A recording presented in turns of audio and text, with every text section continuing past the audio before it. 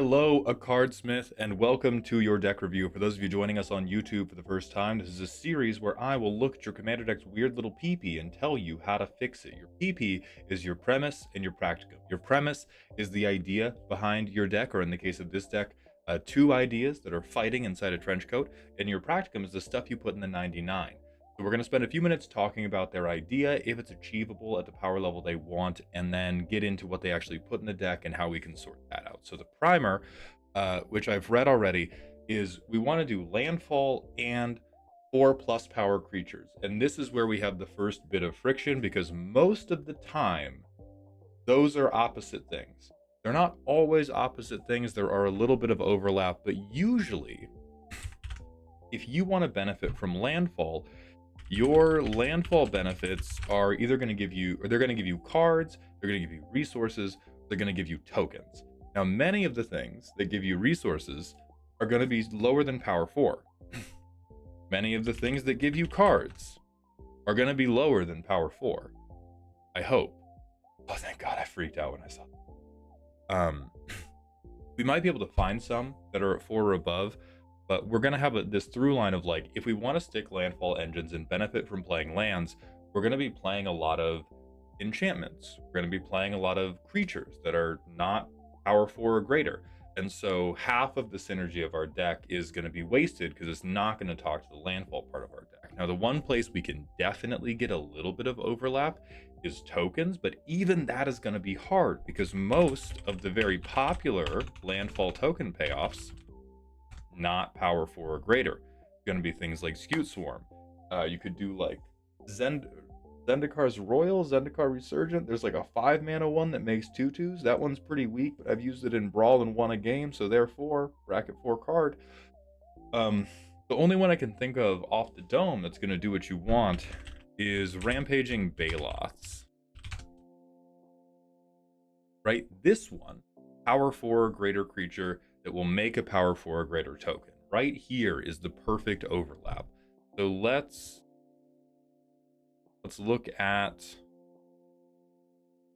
Oh, actually, here's what we can do. We can investigate this idea really quickly by using Scryfall Advanced Search, who should really sponsor me at this. Power greater than or equal to 4. We want them to be in Temur. And we want to go O-Tag Landfall. What is the 39 cards? More than I thought. We may be able to do this. We have things like Avenger of Zendikar. We have things like Rampaging Baloths, Ancient Green Warden, AC, Omnath. Marag cares about extra combats. This could kind of work, but I'm not totally sold on it. We have Thylath, who can definitely work. We have... this one makes 1/1, so it's like, it's a 4 power plus creature, so it's kind of there, but it's not all the way there.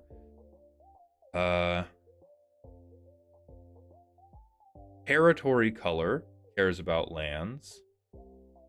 Baloth Woodcrasher makes itself very big by caring about lands.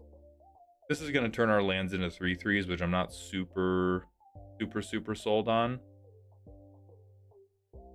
Okay. So I'm kind of... There's a little bit of sauce here. The problem is the ones that are really worth playing, we have like 5 to 8, maybe in the whole deck. I don't think that is enough to build a deck that tries to do like a true 50-50. What you're probably going to have to do is you're probably going to have to pick one thing to care about, to really care about. And then you could have a little garnish of caring about the other thing. So what you could do is you could have a deck that was all about playing power 4 or greater creatures, and then you could have these things that have landfall benefits, and then you could play a lot of land-based ramp, such that your land-based ramp had the potential to intersect with these guys. I don't think you want to do that, because we're also using Areni as a counterweight commander. Areni's our like main piece of removal, and he requires us to have a lot of lands in play. So I guess that would work fine, again, if you land ramped. But if you want it to be a landfall deck, you can have these guys at the top end, but I don't think we can be really confident that we're going to be playing multiple of them every single game. And so what you would probably have is my deck is 80% landfall, and hey, a couple of my biggest landfall pieces are power 4 or greater. I can support them too.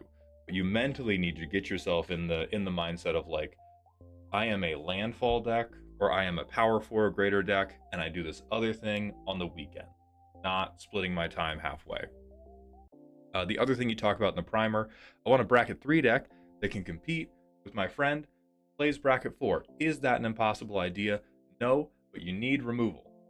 That's it. If you want a bracket 3 deck that can compete against people with bracket 4 decks, be able to remove their very fast and threatening plays. Because the main difference between bracket 3 and bracket 4 is they're using an infinite number of game changers. If they're a combo deck, they're going to combo off faster. If they're a mid-range deck, they're going to play better permanents. If we're board wiped, can't nobody tell the difference between those two decks. So it doesn't have to be counterspells. Temur does have non-counterspell removal, but your deck, and you don't have to be a full control deck, but you do need to lean more in the control direction if you want to split the difference, because control is going to hit the Rhystic Study just as well as it's going to hit the like the 1/1 theme piece.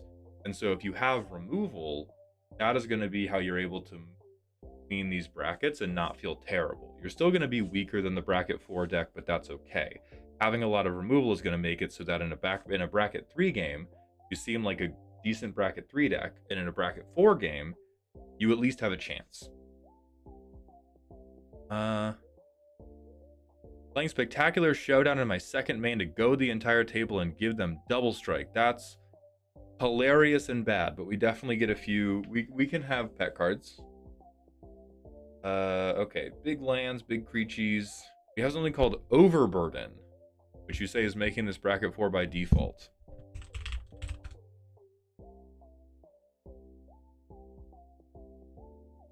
Yeah, cut that shit, dog. Cut that shit, dog. No. I see why you put it in. Cut that shit, dog. It's nobody. Hey, in bracket 3, you're going to prison. You're going to prison. Put this in, like, get a extra sleeve when you play with your bracket 4 friend. Put this in. When you play with in bracket 3 tables, take it out for like a land, a removal spell, anything. Doesn't matter. Let's look at the list. We have, okay, responsible, non-creature removal. We have some blink. Okay.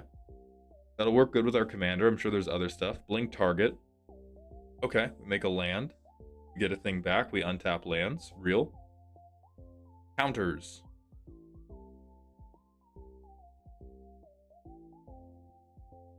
I mean, that's fine. I tend to...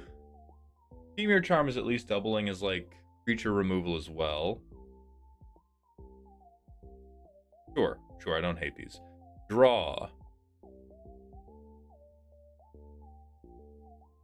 Yeah, so this is where I start to worry about the friction. It does seem like you've tried to lean into like, okay, well, I'm going to do landfall things, but only the landfall things that are bigger.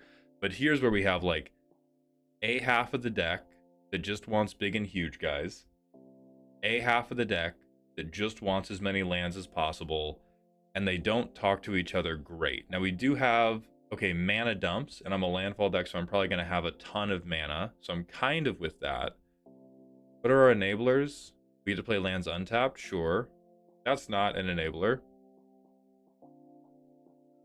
I don't like Panharmonicon in a landfall deck, because we should care about lands entering, and Panharmonicon cares about lands and creatures. So that's strange to me. That seems more in line with, like, I'm trying to benefit the Flicker game plan, which is different from the lands game plan, which is different from the Power 4 or greater game plan. Temur Battlecry is another, like, perfect example of, like, doesn't give a single shit about any of the landfall stuff we're doing. Most of the landfall stuff we're doing, or most of like the good landfall things we could be doing, aren't going to help Temur Battlecryer. Finisher. Not true, but I love the energy. Not true, but I love the energy. Not true, but I love the energy. Not true, but I love the energy. Possibly true. Very funny. Possibly true if we get other stuff. And then 40 lands, yeah, sure. Landfall, only 10. So that makes the deck seem very confused, because that's like, what are we? And then I have a lot of ramp. This confuses the fuck out of me. Okay, let me do one just quick play test. Spring Heart targets. What the fuck is Spring Heart? Oh, okay. Make copies of it. Yeah. That makes sense. Okay.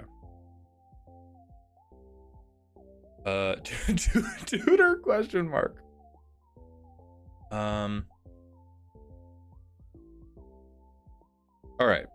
So I am a landfall deck that cares about playing creatures power 4 or greater. I have an opening hand with no ramp, something outrageously expensive, and removal that requires me to have a creature in play. I don't think I can keep this.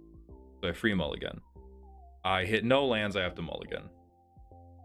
I have a landfall thing, a synergy piece that does not synergize with my landfall piece, and then a potentially funny finisher that I would need to ramp to a lot. I don't think I can keep that either.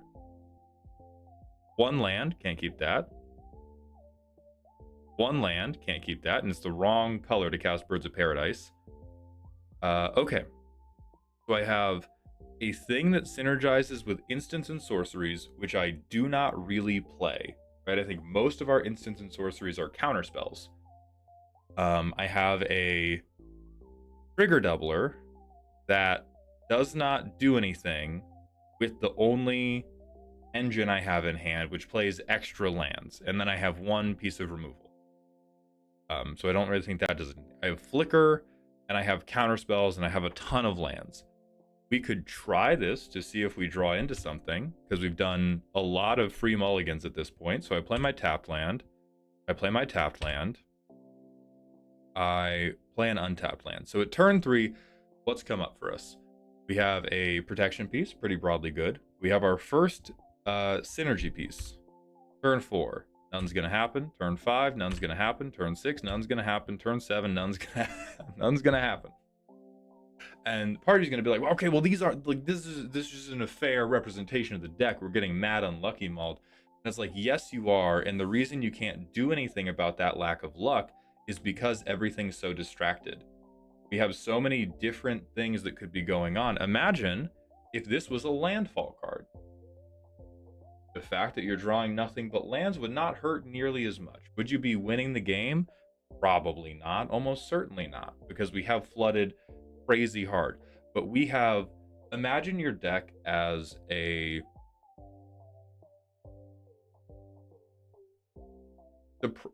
imagine the process of playing a commander game as building a tower of Legos, and your deck is a bucket of Legos. But the thing about your deck is that whenever you put something in that's for a different game plan, a different type of synergy, so like creature ETBs versus landfall versus creatures power 4 or greater, they are Legos from a different brand. They're knockoff Legos, all from different brands. Like one's from Walmart, one's Temu Legos, one's Wish.com Legos. And they don't really fit together. You can kind of force them to fit together, but it's not going to be perfect. And if you stack too many different ones together, the tower is going to get unwieldy and fall. That's the problem you are experiencing. And it gets solved by sourcing all of your bootleg Legos from one distributor. That way you have always Walmart Legos. These fit together awesome. Oh, I drew a land. That works with the landfall card I drew. Oh, I drew a creature. It says landfall on it, or it lets me play additional lands. Amaze, amaze, amaze. This creature, it doubles landfall triggers. Amaze, amaze, amaze. And then sometimes you're going to draw removal or protection. And those are going to be, I don't know, emergency Legos you keep in your hand for a rainy day. And it's okay that they don't fit the tower because they help protect the tower. But right now, it seems like nigh impossible to get a genuinely keepable hand that does anything before turn 5. Because the other thing is all the stuff you want to play with, wildly expensive. Look at these motherfuckers. And I think you went to wildly expensive because that is where the overlap does exist. That is the only place where the 3 different brands of Lego you want to play with do fit together well, is like really expensive landfall things. Really expensive landfall things do that. But because there's so few of them, it's just like wildly unlikely you ever get to do what you want. Like here, this is a maddeningly slow hand, but it kind of feels like we have to play it because after all these mulligans, I don't know what else to do. We at least get to secure a tribe elder. Like now we have our mana fixed. Dope.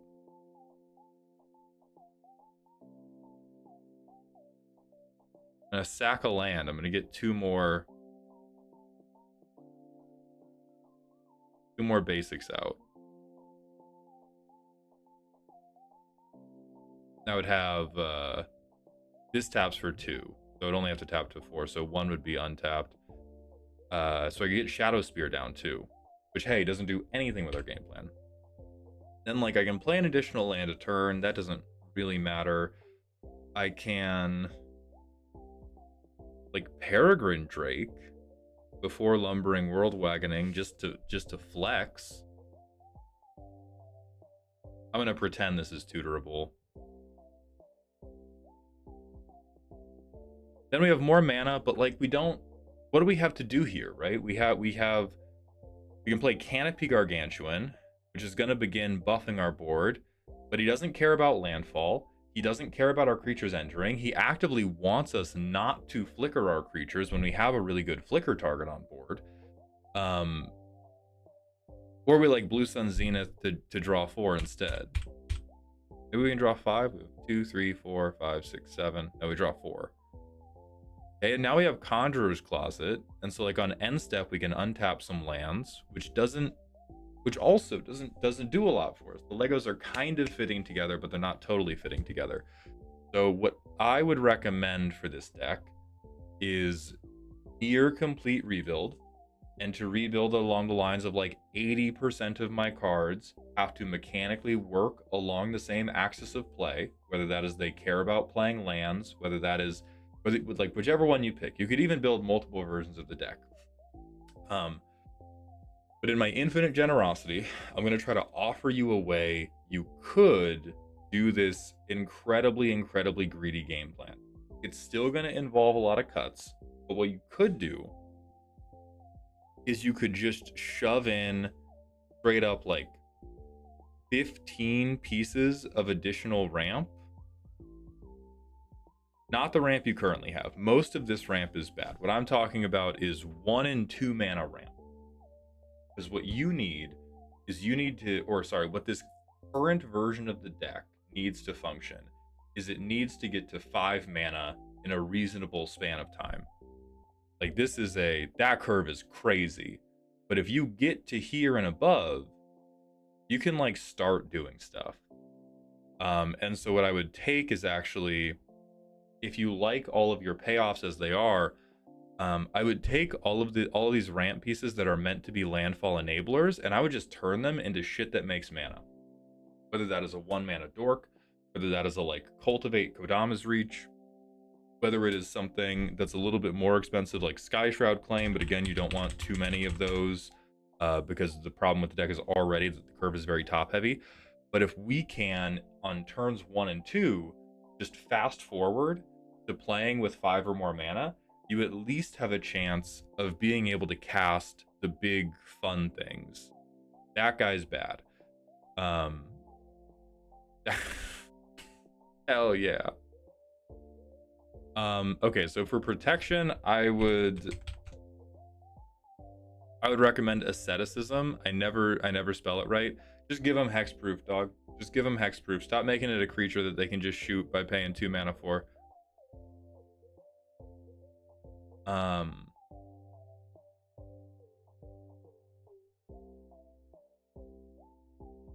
But if you just want to be like, I just want to slam Terror of the Peaks and Bonnie Paul or like Canopy Gargantuan or AC and then see what happens, you can get there, but you need a shitload of 1 mana ramp and a little bit of 2 and 3 mana ramp so that you can just skip ahead to the part of the game where you get to rip whatever big expensive thing is in your hand. This is a perfect example. Instead of these 2 landfall things, you have 1 mana dorks. So we're going to keep that hand. We go land, 1 mana dork. We go land, 1 mana dork. We go land, Terror of the Peaks. I'm having a good time. I don't like that Lightning Bolt is in this hand. I don't like that Garruk's Uprising is in this hand. We can live with all that. Oh, we have AC now. Oh, we hit a land. We don't have an untapped island. This is crazy. Cut this land. You can have bounce lands. Like, bounce lands are fine. Don't have specific typed lands unless you're willing to spend the 8 years in a library to get it right. This enters untapped because of Gone Gate. Beautiful. Now we get AC on turn 5. And play Coral Atoll. It's going to sacrifice, but we're going to draw a card. We don't care. And we shoot somebody for 5. And now we Guided Passage, and we get to do something fun. And, like, we're still losing here. I want to be so clear about that. We're still going to lose this game. But this is at least an example of how you could keep getting to play with all the cards you find big and kooky. If you want this deck to be functional, strip everything down. Think about the main thing you want it to do. 80% of the cards got to contribute to that. Most of these game plans are still going to benefit from having a high degree of 1-mana dorks, because even your good landfall stuff, just look at good landfall stuff. What's the best? 3 mana, 3 mana, 7 mana, 3 mana, 6 mana, 5 mana, 4 mana. You can't play that one. 3 mana, 6 mana. This one's only 2, but you have to pay mana into it to do anything with it. 4 mana, 3 mana, 6 mana, 7 mana, 2 mana, but has a big mana payoff. Like, all this stuff in Landfall 2 wants you to skip the part of the game where you only have access to 1 mana. And, like, Power 4 or greater creatures kind of want you to do that too. So I think whichever version of the deck you go with, you should do... You go to O-Tag, ramp, mana value 1, Commander Temur, and put 10 of these motherfuckers in. At minimum 8, because you want to be able to mulligan to finding 1. If you can mulligan to finding 1, you can probably leverage that into playing your first value engine, and then you get to actually play the game. So I'd put 80% of the deck on the same plan. You can have like 3 to 5 cards that are not part of the same plan, but are just really fun. And then the rest needs to be removal if you want to keep up with your friend. You could have a deck that was just all about landfall, but you have Terror of the Peaks because he's funny as fuck. You have like that's landfall. Hell yeah. You have Giant Ankeg because you're a freak. You have Surak Dragonclaw because you're a freak who doesn't want to get counterspelled. And then the rest is removal, and then you got it. So I wish you the best, and I do hope this helps.